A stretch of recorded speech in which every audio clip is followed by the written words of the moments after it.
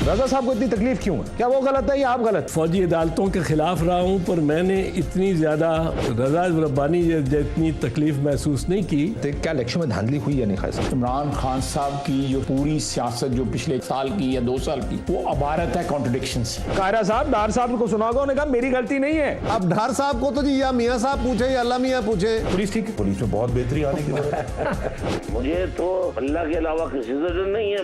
अल्हम्दुलिल्लाह हमारा भी यही हाल है। अल्ताफ हुसैन साहब,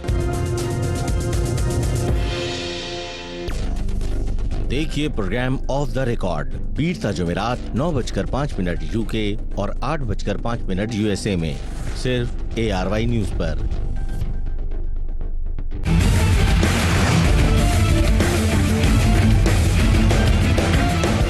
Another issue which has been, discussed too much in these debates, as if, and question is to you, Mohammed Afzal, the pressure, the maximum pressure was on Ed Miliband whether he will go, and join SNP to go form a government. Nobody's actually asking, David Campbell whether he will go back to Liberal Democrats, or maybe actually ask UKIP to join them. I think it's a decision, for the time being, it's not being made. I mean, we want to see, we are aiming to have a very high majority this coming week, basically by Thursday.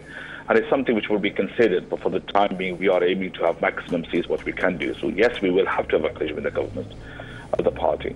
But at this moment in time, we haven't defined that. The Prime Minister has not made it clear as yet. No, the issue is, you might be kind of aiming very high. It's now hours. It's not kind of too many days left. Whatever you have, you wanted to do, you might have actually done by now. My question is that are you, again thinking, because last time you're not hoping to gain the number of seats which you have won last time. Either the polls are wrong, or maybe you are, too optimistic about that. Yeah, just like I said, we need to basically focus on that. I think it seems as if it's a clear situation that we will have to go collision with some other party. But for the time being, I think we're just considering who to go with. So this is something the Prime Minister will make a decision on. If it's a 290 plus seats, and then we still have to have somebody with us. I know that you have to kind of go in. You're busy elsewhere as well, but one of my last questions to you would be, there is a huge debate about this north-south divide, that the money which you see in London and around London, people in the north can only hope for that. Do you think that this election will address that or not? To be honest with you, absolutely they will, because I was with George Osborne and the Prime Minister about virtually 10 days ago in Crewe. And the projects which are coming to the northwest is actually extremely well. We have the Rorris project which is coming through, and they are actually focusing towards the northwest very, very seriously, making it the powerhouse of north. So it's something which is on the agenda, and they are most of the jobs which have been created has been in the northwest in the past 5 years. The economy is getting better in this side, and the apprenticeship scheme has took very well in the northwest. So the George Osborne is very concerned to do more and more towards the northwest and make a balance on north and south. But talking about the ethnic minorities, and we know that large number of Pakistanis live in those towns where you based, and in and around those small towns, and economy of those towns has literally stood still for many decades, and those people are either living on the money which the government gives them, or their economy is not worth mentioning. What promises are you making to those younger generations of those ethnic minorities, Pakistanis, Indian, Bangladeshis, black ethnic minorities? What hope is there if they're living in those northern towns? It's been held for the Labour for 40-odd years. Gerald Kaufman is the parliamentary candidate there, and he has done nothing basically in the past 13, 14 years which I've been monitoring. There's no investments coming in. Besides one sure start, he has done absolutely nothing here, honestly. There's no investments come through. There's no businesses that come through, manufacturing, anything like that. So it's completely, the public is concerned, and the public wants to have a change here in Manchester. And I'm moving towards the right direction because I'm making sure there's a big awareness created, and the people are listening to me. they are concerned because it's a completely one-sided story. This guy called Gerald Kaufman has been misleading the local electors here for many years, and public are understanding that there needs to be a change here, and you will see a change as soon as possible. But wouldn't we agree that if you travel, from London, as you go towards north, it becomes more and more a non-conservative, country? Up north is all Labour, and then if you go to Scotland, it is a completely different story. It's been a complete. Amber, I do understand what you're trying to say. This is a fact, but the thing is, there is a change, and the main thing is to create the awareness and make sure the public understands what our visions are, how we're portraying this. And it's on paper. The Chancellor Checker has done a lot of work in Northwest, and he is doing so. They are really, really concerned. I can assure you the fact, if we take office again, there'll be a lot of investment in Northwest, and there's a lot of changes in the Northwest as well. Mohammed Azad, thank you very much for joining us for such a long time from Manchester. नाज़रीन, थोड़ी देर में हमारी बात अशोक अहमद से होगी, लूटन के अंदर, जिनका ताल्लुक लिबरल डेमोक्रेट के साथ है. Don, this, when we go through the material, there's too much material on, as if this election is being now fought on the social media, on internet, and less, the direct connection between the politicians and the voters.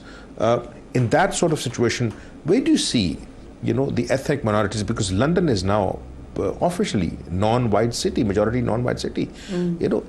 The black ethnic minorities, the Asians, do you think that they are getting an equal, share of the pie, or do you think that they actually have to struggle and listen to the promises after promises? Yeah, I think you're right in terms of some political parties have just concentrated on leafleting or billboards, etc. The Labour Party has made sure that, if you like, this is a ground war, and it's a number of doors that we knock on. I mean, I've spoken to over 45,000 people, spoken to over 12,000 this year alone. So it's pretty much going out. That's why my voice is a little bit hoarse. It's pretty much going out, knocking on doors and speaking to people. And yeah, you're right. I mean, those people who are, black, Asian, ethnic minorities have suffered greatly under this government. The top 1,000 people in this country have seen their wealth doubled. Those at the other end of the scale have seen their lives struggle, in terms of everything from bedroom tax to having to be forced to use food banks.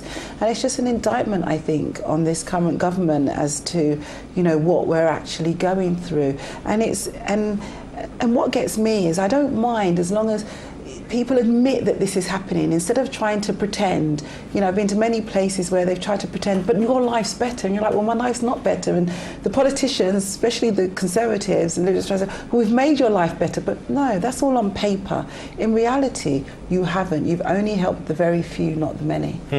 Ashok Ahmed, I welcome you to the program, and thank you very much for joining us.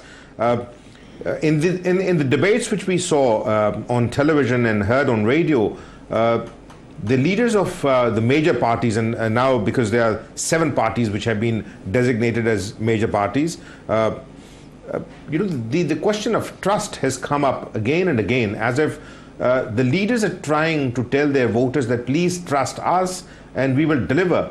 Do you think that they have been actually wrong somewhere in the past 5 years? Yes, Assalamu alaikum. Indeed. I think obviously there is an apathy amongst the voters, and that has been going on for many, many years. So it's not something new. And the question of trust is, as I said, it's due to mainly apathy. Hello? Hello, I can hear you, Ashok. Oh, right, no, just the echo. Oh, okay. I mean, obviously, the politicians often make some promises, and due to all kind of reasons, they're not able to deliver. Like, for example, it was Labour Party that says that they will not introduce tuition fee before the election on their manifesto. After the election, they introduced the tuition fee. I think them saying that. My issue, Ashok, is that when we speak to members of the ethnic minorities, whether they're black or whether they're Asian, is that, the issues which are being discussed in this election, they are so complicated, understanding the budget deficit. If you are a healthy person, you're not concerned how much money is actually going to the NHS. If you are working, you are not concerned about, the benefits. If you're not an immigrant, if you're born here, for them, the word immigration means that as if you're targeting them because they have been, sons and daughters of people who came here 50 years, 60 years ago. They said that all these parties are basically confusing the issues so that in this confusion, they will again win and people will be the ultimate losers again. Well, obviously, media plays a big part on this.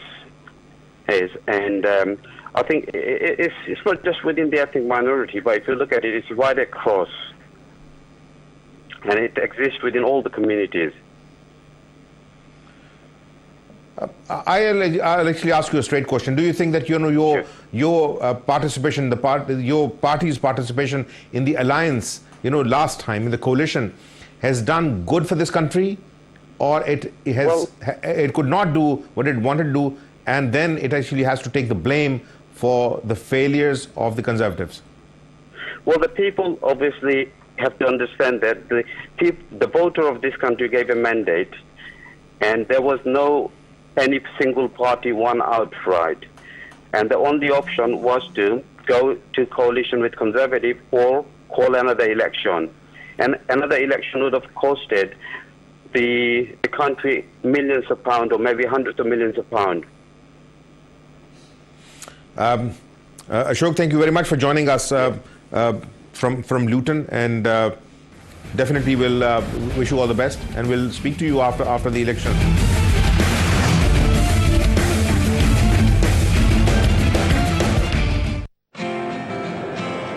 What I love about Ryanair, it's convenient and there's a huge amount of choice. The mobile app is great. It's really easy to use and it makes check-in so much faster. I do find the extra hand luggage now a bonus because it means I can take my handbag and take an extra bag for the kids as well. Ryanair, no fares, made simple. Want to get the most out of every day? Actimel contains vitamins D and B6, which support the normal function of the immune system. Actimel, have you taken care of your immune system today? Every Kellogg's cereal starts with a grain. Nature adds the sunshine and a few drops of rain. And the milk does the rest. Kellogg's, see you at breakfast. Get your free Kellogg's Mini Seed Head Kits, and you and your child can grow something wonderful from scratch. Look for special packs and grow with Kellogg's. Wherever, whenever you decide, we arrange the best flights and deals for you. Call us now on 01483 760000 or log on to wokingtravelcentre.co.uk. Bernie Legal, firm of solicitor. UK के immigration rules दिन ब दिन सख्त होते जा रहे हैं। क्या इन सख्तियों से आप इमिग्रेशन प्रॉब्लम्स के शिकार हैं? क्या आप अपने वतन से किसी को बुलवाना चाहते हैं, या आप लंबे अरसे से यहाँ रह रहे हैं और परमानेंट सेटलमेंट चाहते हैं? Business visas, family visas, human rights applications, asylum, immigration appeals, judicial reviews और इमिग्रेशन के तमाम मसाइल के हल के लिए आप आज ही हमारे एक्सपीरियंस्ड इमिग्रेशन टीम से कॉन्टैक्ट कीजिए। Bernie Legal, the name you can trust. Rotoquip UK Limited पेश करते हैं रोटो डिस्क मशीन। अब आपको ना तंदूर और ना ही तंदूरी कारीगर की ज़रूरत है। ये मुनफिद मशीन बहुत आसानी से आपके रेस्टोरेंट के सारे काम करती है, जैसे नान, तंदूरी रोटी, रोगनी नान, कीमा नान, पिज़्ज़ा, बर्गर, तंदूरी चिकन और बहुत कुछ। वेरिएबल स्पीड और गैस कंट्रोल होने के बायस अब आपको मिले यकसा और उम्दा क्वालिटी। गैस बिल की बचत और स्टाफ में कमी। हम केटरिंग कंपनीज के लिए रोटी प्लान भी सप्लाई करते हैं। दीगर मालूमात के लिए वेबसाइट जाएं या फ़ोन करें। रोटोक्विप। I suffered a serious injury when a car knocked me off my feet. शदीद चोट आई जब एक गाड़ी मेरी मोटरसाइकिल से टकराई। मैं विंडस्क्रीन से टकराकर बेहोश हो गया। होश में आकर देखा मेरी टांग से हड्डी बाहर निकली हुई थी। सर्जरी के बाद मेरी एक टांग दूसरी से 2 इंच छोटी हो गई। मैं अपना काम या कॉलेज फीस अदा नहीं कर सकता था। मुझे कुछ करना चाहिए था। मैंने CTS के सीरियस इंजरी माहिरीन को फोन किया। क्लेम टुडे ने 75,000 दिलवाकर मेरी मदद की ताकि मैं आसानी से सेहतयाब होकर अपनी जिंदगी मामूल पर वापस ला सकूं। At Pepe's, we serve the finest premium flame grilled chicken. Pepe's Chicken Rice. Tantalizing tender strips of grilled chicken, finished in a flavor of your choice. Delicious. Love fresh, love tasty, love Pepe's. पाक cargo service, UK से Pakistan parcels भेजने की सबसे reliable और बेहतरीन service. आज ही call करें 0208 906 8168। आपकी मालूमात के लिए कानून बदलने की वजह से लॉ फर्म्स आपकी कॉम्पेंसेशन में से 25% ले सकते हैं। नो विन नो फी का ये मतलब नहीं कि आपको चार्ज नहीं करेंगे, तो उनसे बच के रहिए। हम आपकी कॉम्पेंसेशन से कोई हिस्सा नहीं काटेंगे। क्लेम टाइम सोलिसिटर्स को फ्री फोन नंबर 0800 970 2727 पर call. Look at them. No idea they're still paying for phones they've already paid off. But now I've paid off my phone, my bill's been automatically halved. That's right. Hey baby, because you can tell by the way I use my walk that I'm on O2 refresh. A puppy purse, like your style. It's showtime. O2 Refresh automatically halves your bill when your phone's paid off, so you can get some shiny new smart tech. Find out more at o2.co.uk/refresh.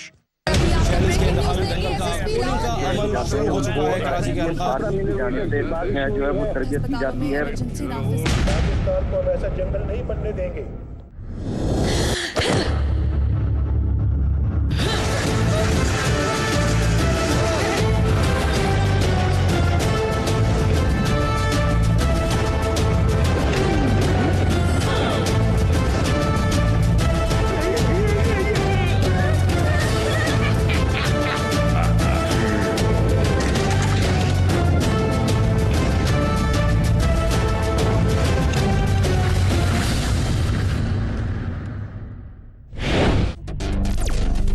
देखिए बुर्का Avenger season 2 इतवार 7:05 UK और 2:05 USA में सिर्फ ARY news पर।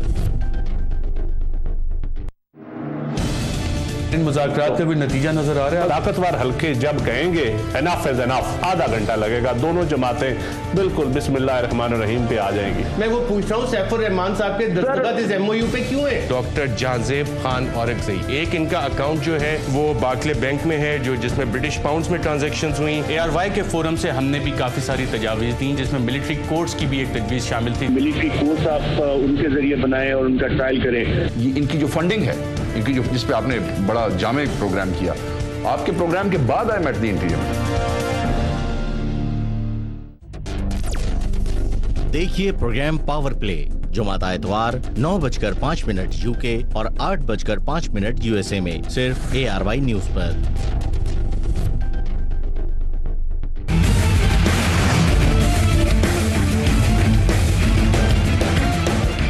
Do you think that, you know what, I was asking him, the questions which people actually want from their leaders, that why all the parties, there is not, great divide between them. All these parties are promising exactly the same thing. Do you think this is, to tell the people that these are the actual issues, or they actually don't want to discuss the real issues of the people? I think you make such a valid point, because sometimes when you listen to politicians, it does sound sometimes that they're all saying the same thing. In reality, they're not. And politicians, care about different people. I mean, the only thing that I can think across all the parties that are kind of the same is the number of houses that people want to build, which is 200,000 every year. But this is why it would have been important for Cameron to debate Ed. Do you know what I mean? So this David and Ed head-to-head, one-on-one debate would have been quite important, because then they could have argued it out amongst themselves about the different policies, and we would have seen the different policies. And so it was a shame, really. And the reason why you had the shame, because both of them, did not agree to discuss head-to-head, and then we heard seven people standing, and then if actually I'm a voter, I'll confuse that. Listen, I know that Tories and the Labour will form the government, and the other people will actually help them or will not, will stand outside. But David Cameron did that deliberately. He did that deliberately so that there'll be so many people in the room that by the time they get to him, people would have switched off. So it was a deliberate. Nothing to take away from UKIP or from the Green Party or the Plaid Cymru, and then their Irish parties, SNP.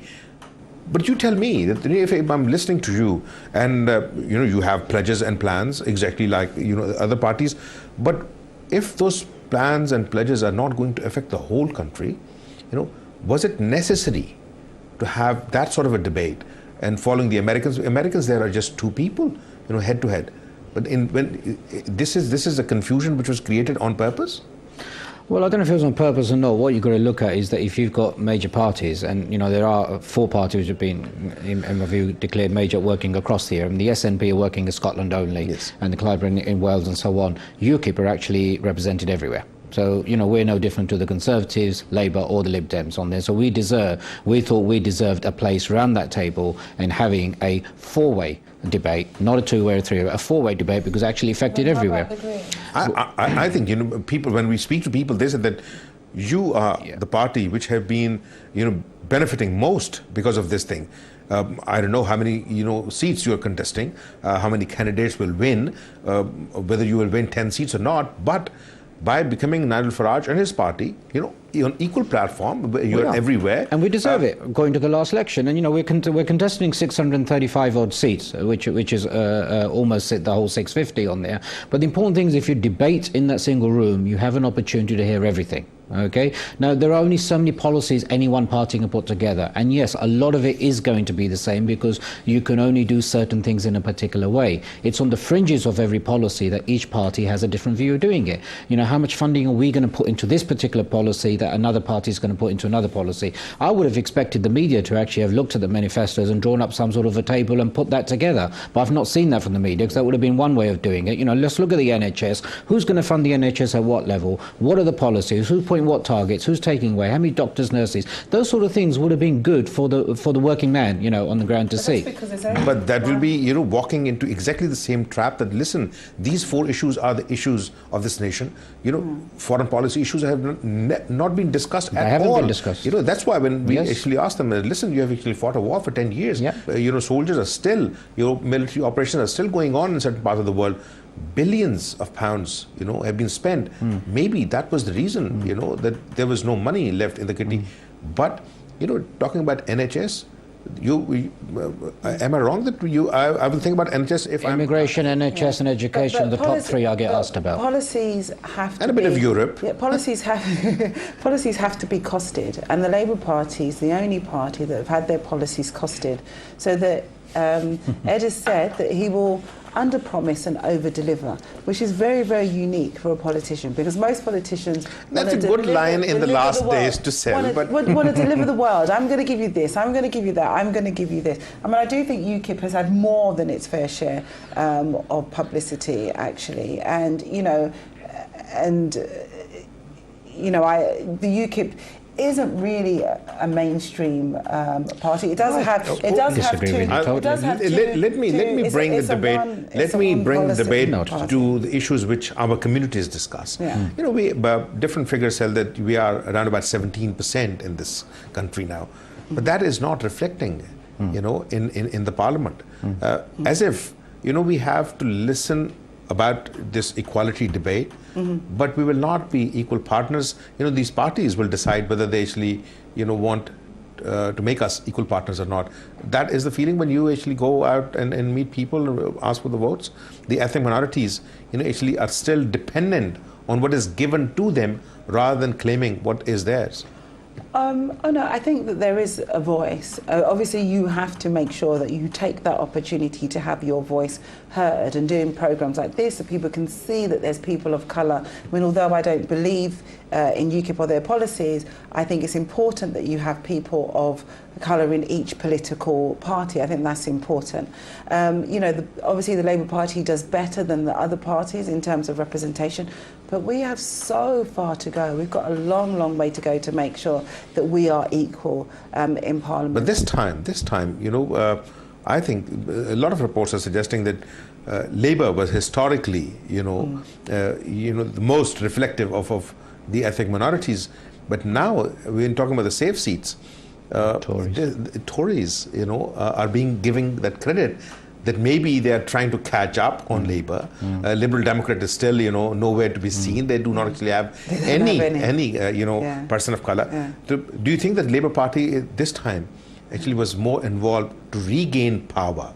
Because after all, they were in power for back to back in their history for the first time, 3 back-to-back times, and that's why they made compromises here, and the ethnic minorities have been slightly pushed back. I think they did a huge amount whilst in government for ethnic minorities. We saw the police taken to task on the Stephen Lawrence investigation. We saw, stuff around stop and search tackled. We saw stuff around institutionally racism tackled in organisations. So the Labour Party did an awful lot around that, and none of that would have happened if the Labour Party wasn't in power. But you're absolutely right. The Tories have said, oh, right, OK, we need a few more black and Asian people. Let's put them in seats where they're likely to win.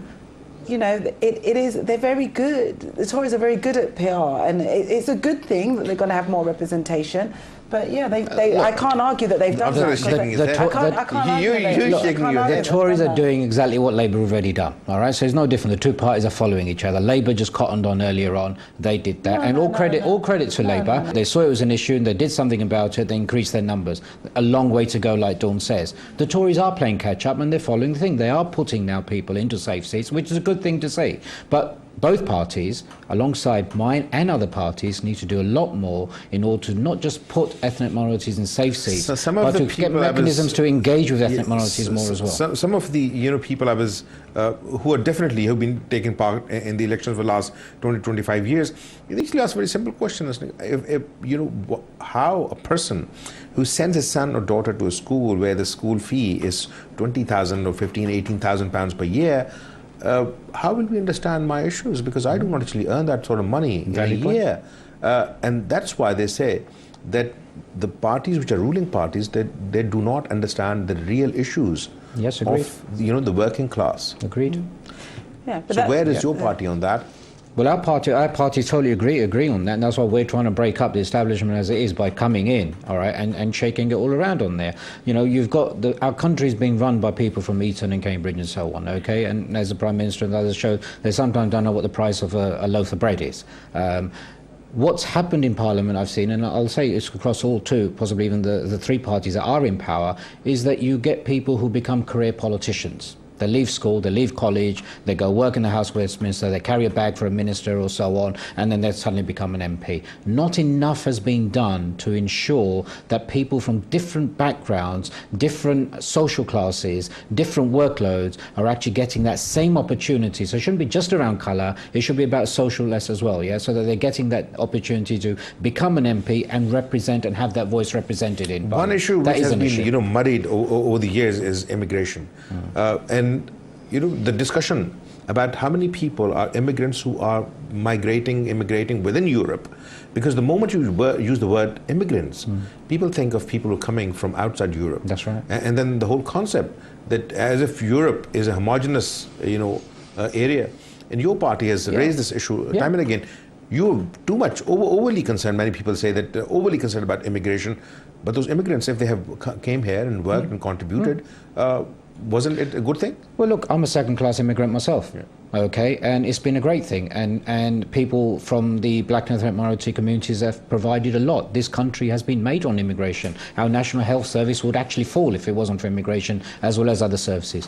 But what we've got to do is we've got to get the balance right. And what's happened, this last government, for example, said we're going to tackle immigration. What they've done is outside the Europe, they've gone and closed doors to everybody. So if you're coming from Pakistan, India, Nigeria, or some of these other countries on there, it's virtually impossible to get into the UK. Yet in Europe, it's open borders and you can go to and fro as you want, and we can't control that. So my party's got a simple policy. It's saying treat everybody equally, and to do that, we have to come out of Europe, take control of our own policy, take control of our own borders, and then we create a commission which looks at what the needs of the UK are, what the needs of the British people are, where the jobs where we've got shortages, whether they're scientists, doctors, nurses, or other areas, okay? We then create an Australian-style point system, which already works effectively. So why reinvent the wheel? We use that point system, and we say that these are the points we're going to give. On a debate whether level, you come from India, whether you come from India, Pakistan, Nigeria, Romania, Poland, you will then have the same opportunity to come to the UK and work here and contribute to the UK. Looks very good in debates,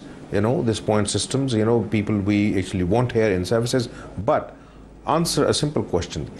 Had Britain not gone to war in Iraq or Afghanistan, or what is happening in Syria, we know what, the roles, people would not have been, jumping on boats now from Libya and those countries and ending up here. Totally in agree. the last 10 years, the amount of immigrants who have come from Iraq or Afghanistan or Libya or those, if you do not go there, people do not, need to leave their homes. So they will not basically qualify on that point-based system because they're running from a warfare which have been imposed on them.